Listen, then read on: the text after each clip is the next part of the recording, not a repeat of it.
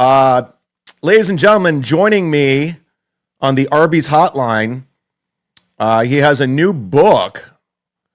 He was just on the legendary Anthony Cumia's show on AM radio yesterday, but now he's on a better show, ladies and gentlemen. He's promoting his new book, Gorilla Parts.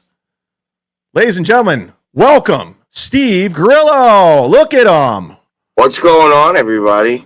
What up, brother? How are you? Much better now that I'm talking to you. Yes! And by the way, you can swear on here, unlike Anthony's show. Oh, my God. You could say mother... So bad. I have been so used to doing podcasts that I was actually on a radio show that had some, credibility. No offense. That's on terrestrial radio, and the first thing I said to Anthony Cumia was, "What's up, mother?" I felt horrible. No, that's all right. He'll get fired eventually. Yeah. He's like, "It's my third show, dude." I gotta give props. I don't understand what their whole riff is, and that's none of my business. But I will say that both of those two human beings have been nothing but respectful to me since day one, since I first met them, and I just want to give them a thanks and props because they've been, Opie and Anthony are both very, very, very nice people. Oh, I thought you were talking about Howard and Robin. That too, but not really. No. No, it's weird. Do you want like this, or do you want it turned sideways?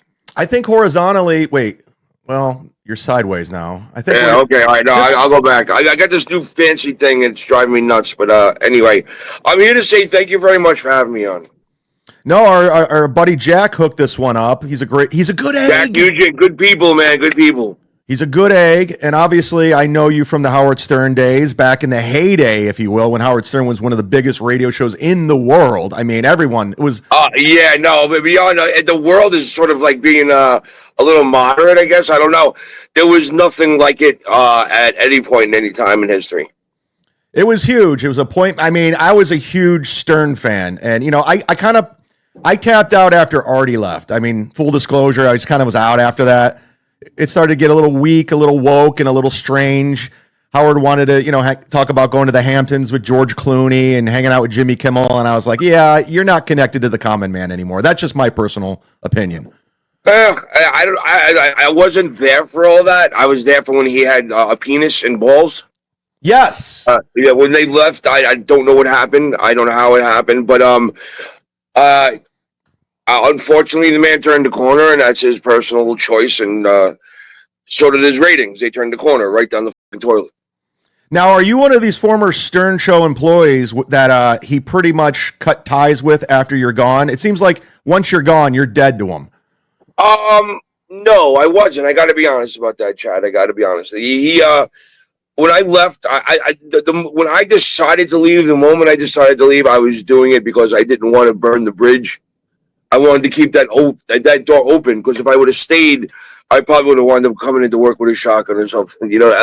I was becoming that disgruntled employee, and you would have pulled a Bob Levy and get banned from the Sirius building. Yeah, that's exactly what I didn't want to do.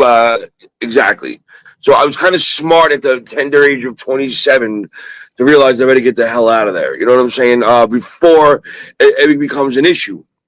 So I wanted to keep that bridge open, and I left like a gentleman, and that was it. I didn't go kicking and screaming, which is what happened if I stayed there for another couple months. But I did appreciate my time there, and it's so funny because if you write a book and you put something out there, you're gonna have to accept the criticism, and you have to like this. And Stern fans are just the worst. They're just the most evil batch of angry cretins that go out there, and if you do something that doesn't appease them, they come at you full force. And after the article in the Post last week, I've kind of learned that they come at you with full force.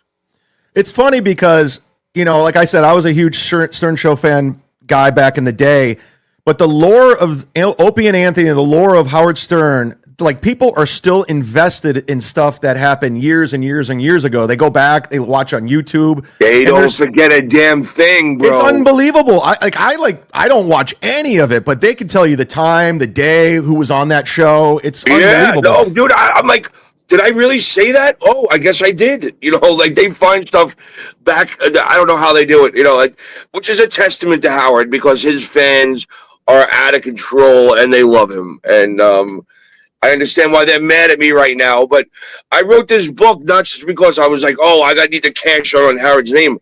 I wrote this book because I just got a lot of really cool stories, dude. And over the years, I've been telling these stories to a lot of people that are really smart and they're really close to me. And they said, why don't you put these stories in a book? The book's just not about Howard, okay? Sorry, everybody. I lived an interesting life. If you don't want to read it, don't read it. But if you do read it, I guarantee it's not all about Howard. It's actually really interesting. And you can get this at gorillapartsthebook.com. And or Amazon as well. It's on Amazon. I'm this close. The Audible is almost done. And the weird thing is I can't stand the sound of my own voice. And that's all I've been listening to the past couple of weeks because I'm like yabbering about interviews and stuff. I was listening to the Audible replay, and it's pretty fun. If you want, the stories that I tell in there are actually 100% in the book, word for word, which I found out that the hard way.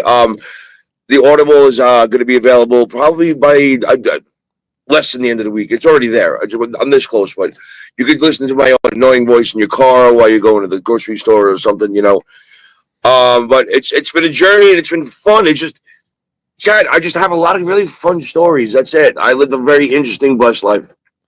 Well, I said to one of my friends you were going to be on the show, and he wanted me to ask you, and you could say whatever you want. This is his question. This is from my buddy Stuttering John. He's a $100 sponsor. Is, in your opinion, Howard Stern a bisexual? Go. I can't say I seen a penis in his mouth, but after his relationship with Ralph, I'd have to say that's definitely up in the air. Okay. Rest in peace, I guess. R.I.P. Ralph. He was my first lesson after I left the show. No, I'm not your friend anymore. And so, Rocco, who goes by the name B Dabbler, wanted me to ask. I'm listening. Hold on. Keep talking. Okay. Rocco, who goes by the name B Dabbler, wanted me to ask you, what was it like meeting Tupac and being friends with John Stamos? Oh, man. Tupac, it's in the book. This is one of my favorite stories of all time. Tupac was my first lesson in never, ever, ever judge a book by its cover. When I was working at the club Expo in 1993, 94, somewhere around there. That's when I graduated high school. What's that? Yeah, okay. How's that? There you go. I was working the VIP area in Club Expo, and I was told Tupac and Mickey Rourke are coming in. And I was like, Tupac, I can't stand. The guy has Thug Life tattooed on his stomach. Who the hell? He's a criminal. Why would he advertise? You know what I'm saying? Right. It made no sense to me whatsoever. And I was like, I got to take care of this mother. Goddamn, whatever. And then, and Mickey Rourke was a dick, and Tupac was the nicest guy in the world. He was like, please and thank you. And they came in like every Friday and Saturday for like a month. And Tupac realized that I was the guy that if you needed a waitress, if you needed a drink, if you needed something, that he came to me. But he started smoking. Like, I never smelt the chronic before. I never smoked the blunt before. And there was Tupac every 10 minutes lighting up another blunt of this weed that smelled outrageously delicious. Wow. And finally I just like, what the f are you smoking, bro? And he was like, yo, that's the chronic, yo. You never smoked the chronic. I go, what's the chronic? You go, come here, man. I took out a bag and was like, put it to my nose, like, I got a bag. My weed was brown. It wasn't even green. It had twigs and seeds that you had to pop out to grind it up. You smoked it and burnt. You got high. This shit was like designer. He goes, I didn't know you smoked. And every time the blunt went around, he passed the blunt to me. And that was the first time I ever smoked a blunt was Tupac. Did you ever run into Diddy? One time But it was and it's in the book as well.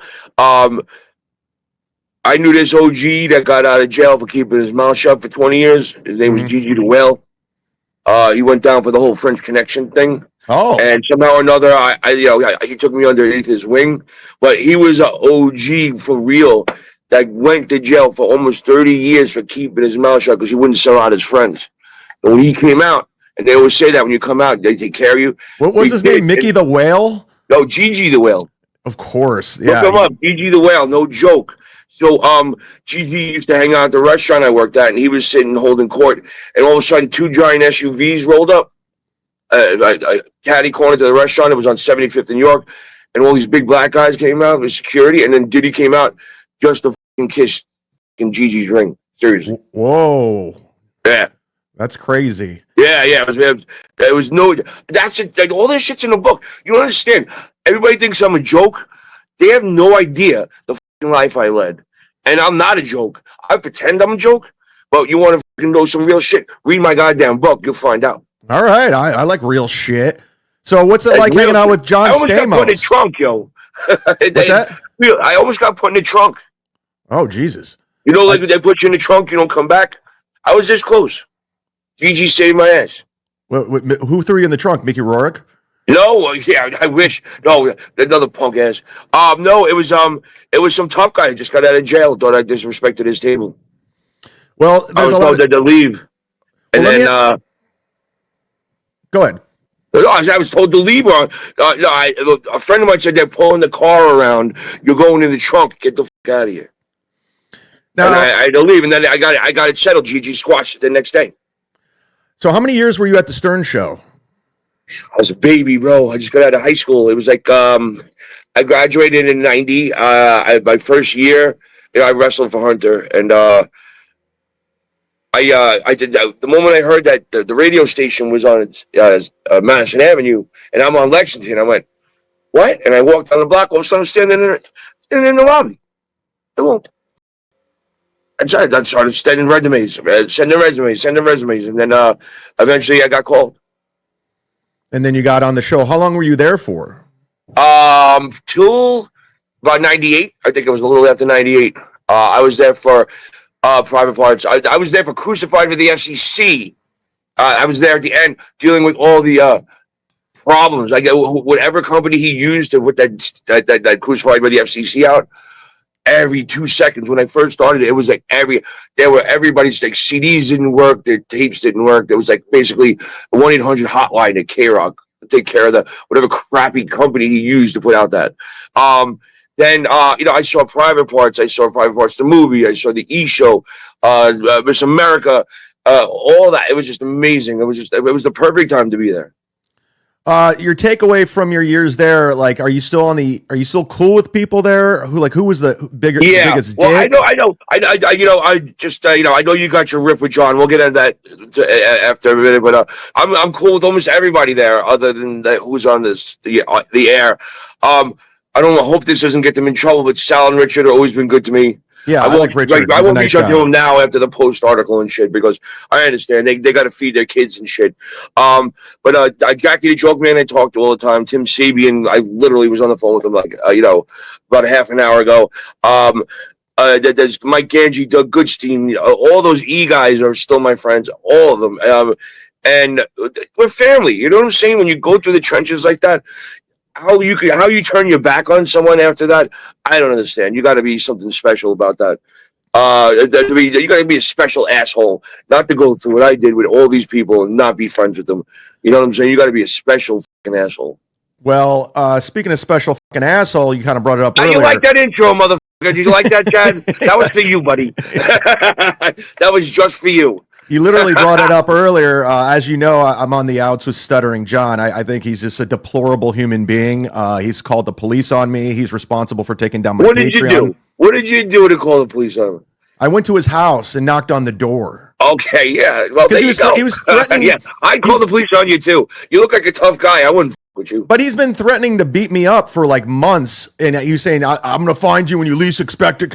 Yeah, I've gotten those phone calls, too. Yeah, so I mean, all right, I was like, let's go. So I go to your house and he calls the police. And now he's still going to take me down when I least expect it. Chad, there isn't too many people in the world. I'm from the street. I know what's up.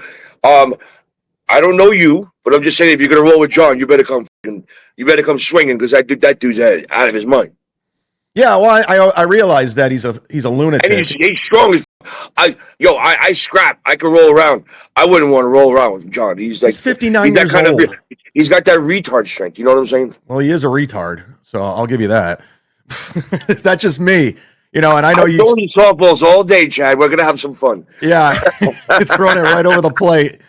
But yeah, but I like you, Chad. but guys like him, it's just like he seems to burn bridges everywhere he goes and piss everyone off. Understand? I'm like, what are you doing?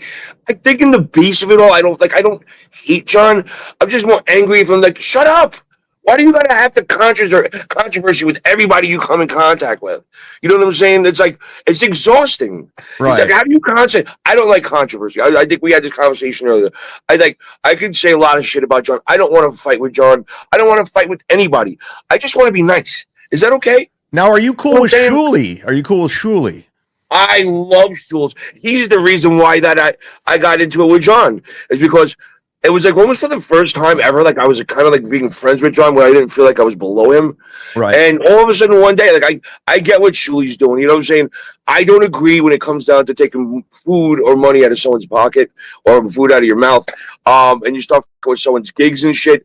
Didn't appreciate that. I don't like that at all. Everybody needs a chance to survive. But that being said, John told me I wasn't allowed to go on Shuli's show. I don't want you to. Don't you do it? Don't you do it? And like, he gave me an ultimatum. And you're a grown ass man. You can do whatever the hell you want. Last time I checked the New York Post, I'm 58 years old, but I'm actually 52. I'm a grown ass man, and Shuli has always been a great guy to me. Always. Every time I went up on the Sirius, he always interviewed me for the news. Anytime he was. I can't dispute that he's a nice guy, at least to me. I don't know whoever else doesn't like him. So then Shuli calls and asked me to do the show, and I went, well, I'm not supposed to, because Stuttering John said no. And I went, hold on a second. That, you know what I'm saying? I was like, Shuli's been a friend to me.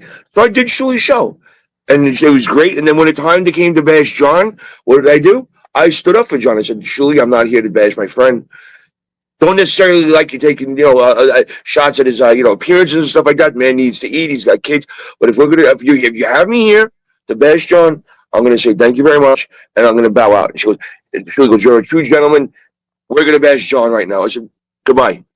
The phone call I got from John was ridiculous. It was ridiculous. You cocksucking motherfucker. You stabbed me in the back. You stabbed me in the back. I was like, I'm not going to listen to what you tell me anymore. You know what I'm saying? I stood up for you, and if you didn't appreciate that, go fuck yourself. And that's where I'm at. That's I got nothing else bad to say about him, but that's exactly what happened. I went on Shuli's show, I stood up for him, and he still came back at me. F. Young has been a member for 4 months. Thank you. Get yourself a membership, gift a membership. Chad, would you appear on Anthony's WABC show and start it off by saying, let's go, motherfuckers. I'm so sorry, Anthony. Please. I'm sorry. Anthony said it was radio gold. I was like, I felt so bad the whole walk home. I was like, oh my God. You had a shot, you blew it. Black Glove Brick says, ever have a roller skating birthday party? What? Oh, I think he's talking about my date with Punky Brewster. He might be talking about that. Wait, you had a date with Punky Brewster? Yeah. Celine Moonfry? I choked bad. Oh, she's hot. Well, I got in big trouble. I hate to keep going. It's in my book. But for some reason or another, like she liked to be up at like whatever time she was in LA or whatever. She used to call up in the morning, like early, and we used to talk. Really? Yeah, no, we became like kind of friends. And then I said, if you're ever in New York, let me know. So she came to New York, and I brought her to like Central Park, and we were going to rent rollerblades. And she's like, ew, I'm not putting my foot in there. Someone else's foot was just in there. I was like, there goes that idea. So we wound up walking around, and I brought her back to my apartment on 65th Street, which is a 6-floor walk up. You brought Punky Brewster back to your apartment? Yeah, and I did nothing. I fucking shit the bed. That's what I did. I was like, I don't know what happened. I'm usually pretty good at pulling the trigger. I choked, man. I choked bad. Yeah, you got to bang Punky Brewster if she's in your house. Yo, she was in my bed, and I didn't do anything. How do you not bang Punky Brewster? Big time, yo. I mean, look at her. She's hot. Dude, this was before the breast augmentation, man. Those things were like hanging out all over the place. We had some big ass titties. I better take this down. Yeah, please. Dude, she's a child there. Come on, man. Talking about big ass titties. You set me up, motherfucker. I just sold you another book. Yeah, you did. But public parts. There you go. Grillo parts, everybody. Thank you. It was almost public parts, and I said, you know what? I have to incorporate every stupid thing he's ever said about me and everything on the title. So there's Gorilla and Top Shelf, and everything else. You gotta embrace all that shit and make it your own. And then once that, people leave you alone. There you go. I like it. Yeah. I like it. No, it's funny because I'm kind of in this weird world, kind of connected to Howard, kind of connected to O&A. So we kind of got to. So what's your story? Where'd you grow up? I grew up in Cleveland, Ohio. So sorry. Yeah, I know. It's the best reaction that's ever gotten. I got family up in Columbus, so I like Ohio. Who put the high in Ohio? You Tupac? Yeah. No, yeah, I grew up northeastern Ohio. I grew up in Kent, Ohio, and I lived in Cleveland for a long time. But I lived in LA, and I live in Florida now. I moved here. What was the name of your yeshiva? My who? What was the name of your yeshiva? Is that weed? No, that's a Jewish school. Oh, I don't know. Yeah, you're definitely not Jewish if you don't know that. No, I'm not. That's where the Jews go to school. Okay, I'm a big fan of the Jews. The Beastie Boys are one of my favorite groups of all time. Oh my God, dude, that's my Pandora. Yeah, exactly. Yeah, bunch of Jews. Yeah, so I'm a big fan of the Jews. Just for the record, I love their work. Yeah, they do good work. Those Jews. Yeah. Well, I can't encourage anybody more to go get his book, GorillaPartsTheBook.com. And you said you can get it on Amazon, right? Amazon, absolutely. The Audible is done. What a pain in the goddamn ass. I'll tell you that. But you have to say it word for word. I was like, I'm going to do the Audible. I'll just, improv the thing, right through. Like, no, it's got to be word for word for word. So my 4-hour and 44-minute Audible is going to be available any day, possibly by the end of the day. And it also took me 27 hours to do 4.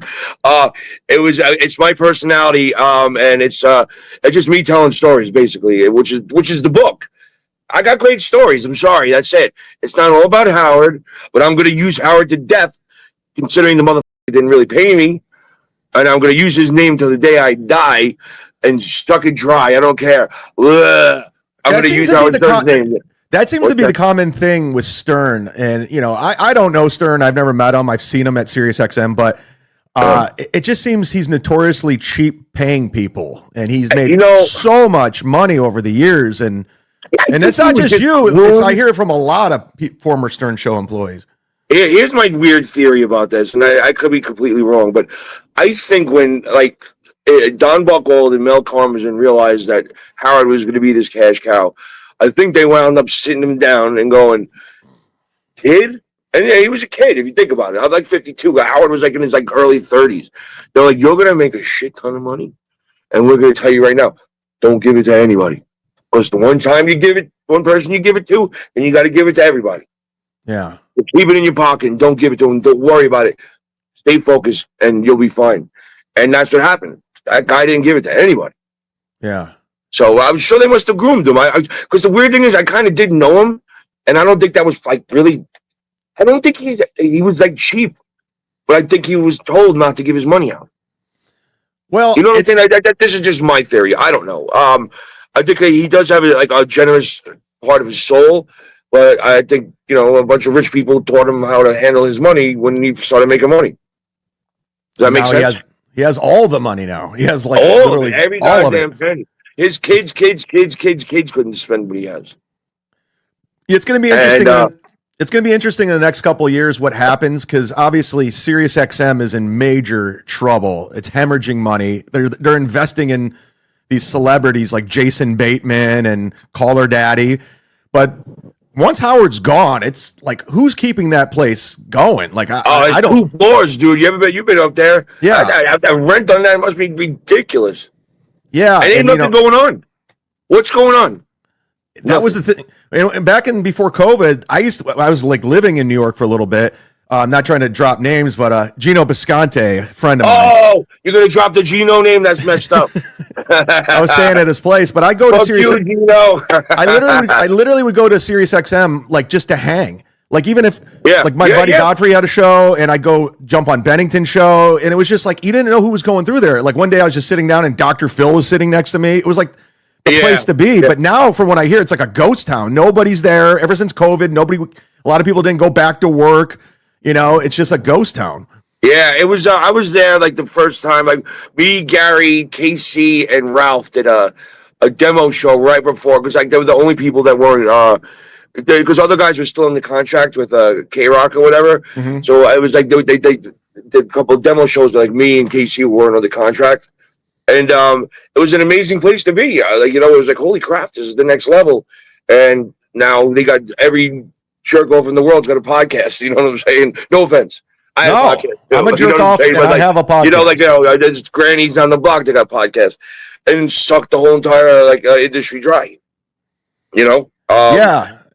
And I don't think anybody really had if you think about it, that nobody thought that they would ever come to this where everybody's got a radio show. I'm just curious because I'm in this weird world and we cover these people. Do you have any idea who this is? The Unabomber? Close. Berkowitz? What about this lady? I don't know, but she's all I want is a stick of gum right now. No, I don't know who that is. I was just curious. What about this guy? He's a big radio guy. I don't know if you ever heard of him. I don't know, buddy. I wouldn't want to see him outside my building. I just love it. Nobody knows who these people are. Who are those wonderful people? They're just random people. I was just curious. I was testing their celebrity status. Are they on the spectrum? Yeah, it's Autistic Awareness Month, isn't it? Yeah, like this guy. You familiar with that guy? No, seriously. Listen. Let me ask you: is this guy on the spectrum?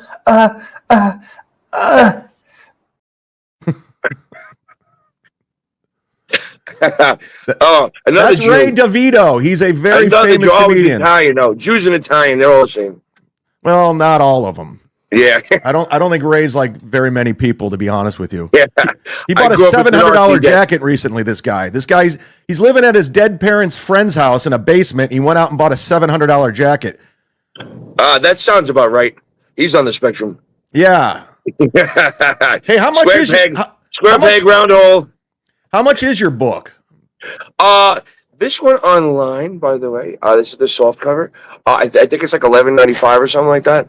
And then the hardcover is like $21. And then I don't know what the Audible is going to be, but you can also get like the ebook as well on Amazon. I just again, man, I did this because I had so many people telling me for so many years, you got so many great stories. Why don't you write them? I happened to meet my buddy Jason Huza, who I wrote the book with, and he was just really good at taking my stories and putting it on paper. And that's what we got. There's some Howard shit in there, but if you want to read about when I got a blowjob when I was 11 years old from a 19-year-old, that's in the book too. Yes, I need to read that. Yeah. I got best molestation ever. Okay. Oh, good. First time I dropped a load was down a girl's throat. It was really nice. Oh, wow. I didn't know what an orgasm was. Well, let me ask you this before I get you out of here. Your time at the Stern Show, what were some of the celebrities that came through that you were like, holy shit, like kind of starstruck? Right off the bat is fucking Luke Skywalker. Come on now. Mark Hamill? Yeah, I actually became really good friends with him and his family. And there's a story in the book about they were selling their Upper West Side apartment. It was their last Christmas there, and I got to spend Christmas with the Hamills. It was really cool. Christmas with the Hamills. I want to see that. Yeah, and there's quite the story involved in that. It was really, I was sent out the wrong door, and I was trapped in their courtyard for over an hour, and the police came. And then I had to go back up, and they had to verify at 5 o'clock in the morning that I wasn't some random burglar in the backyard. It's a fun story. That's what I'm saying. My shit is not all about Howard. I got some really funny, crazy shit that I've done in my life. Were you there when Donald Trump was on the show? Yeah, but Donald, He was in and out kind of guy. Like when he was like he literally he wasn't like someone that sat in the green room. It was like when it's time for him to come on, he walked in and then he walked out. But I do have a great story which you'll appreciate. It was Howard's. I don't know what birthday it was, but it was one of his birthday parties at Trump Plaza. No, at the Plaza Hotel. Trump owned it at the time. And if you remember Howard's birthday parties, they were like celebrity filled. It was also a time for like the station to thank their sponsors. It was like a big sponsored thing. On one side you had all the people that were donating or spending all the money for airtime, and then the other side it was like celebrities. And I was running around with a headphone, and I guess Willie Nelson had played that day, but then they all sat at a table, and Willie Nelson sparked up a joint and it stunk up the whole ballroom. How come all your stories is guys smoking weed? Well, because that's what life's about, motherfucker. So Willie Nelson lights up a joint, and so now I'm trying to I'm working. I got the headphones up, and I thought maybe I get the pass. Trump is like anti-drugs, big time. Yeah, he's never drank. He's never had a drop of alcohol. When I say Willie Nelson stuck up the whole Plaza ballroom, he did, and Trump was furious. And he came running over, screaming at Willie Nelson, "How dare you smoke drugs in my damn hotel?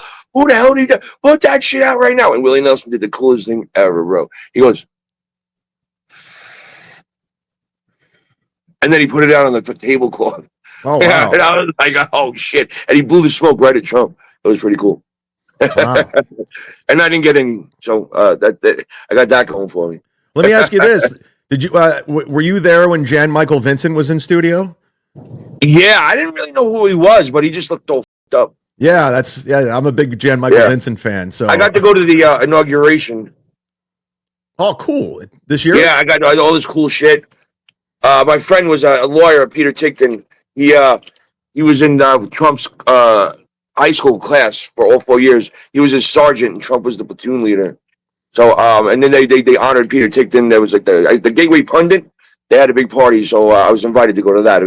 It was really cool to be down there. I don't care if you're left or right. It was just a moment in time and a piece of history. You know what I'm saying? No, I don't understand. Like people get upset about that. It's an honor. Like if Joe Biden invited me to the White House, I'd be honored. Of course, I'd go. Why not? Yeah, no, yeah, exactly. No, but believe me, the fact that I was in the New York Post last week, people are like, "Oh, you're one of those right-wing racist Nazis." I'm like, I got more black people in my family than you even know, bro. Like, get off my back. I ain't no racist. I wasn't raised like that.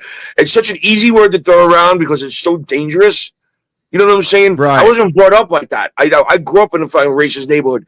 I called all those. I used to beg my parents to move. Yo, mom, they don't like everybody. They drop the N word all the time. I wasn't allowed to say that word in my house. You know what I'm saying? Right. That's not how I was brought up. And when people call me a racist, I'm like, you're just trying to really make me want to punch you in your face.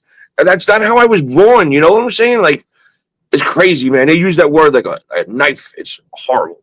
Yeah. You banged Robin Quivers. Wait, that was Florentine. Never mind. Oh, I don't know how that went. That would have been an interesting camera. The fly on the wall kind of thing. The fly would have been like this. Well, Steve, I don't get me wrong, I love Quivers, but I'm just trying to think of Florentine banging Quivers. You think he had her legs up like this? I should call him right now and ask. Oh my God, please. Did he like to maybe throw her on the side? Had that big brown chocolate butt right there, like. Maybe Florentine should write a book and put that in there. Yeah. There you go. Well, Steve, it comes with your sunglasses. You don't have to think of like your look or anything. There you go. Well, Steve, it was great having you on the show. Go get his book. Thank you so much, Shaq. Thank you for not pushing me into a corner about your hatred for John. But I don't want to hate John. I just want to live my life and be like happy. Yeah. I don't know why he's just so angry, and I hate the fact that he just like burns every goddamn bridge that he's got, and just stay. I just want to just like, yo, dude, just stay away from me, man. I don't want to talk to you. I'll talk to you, Chad, anytime you want. Well, Steve, it was a pleasure. Go get his book, and thanks again, and hopefully you can come on again. Anytime you give me a call, I got you. All right, brother. There he is, Steve Grillo, everyone. We'll see you soon, buddy. There he is.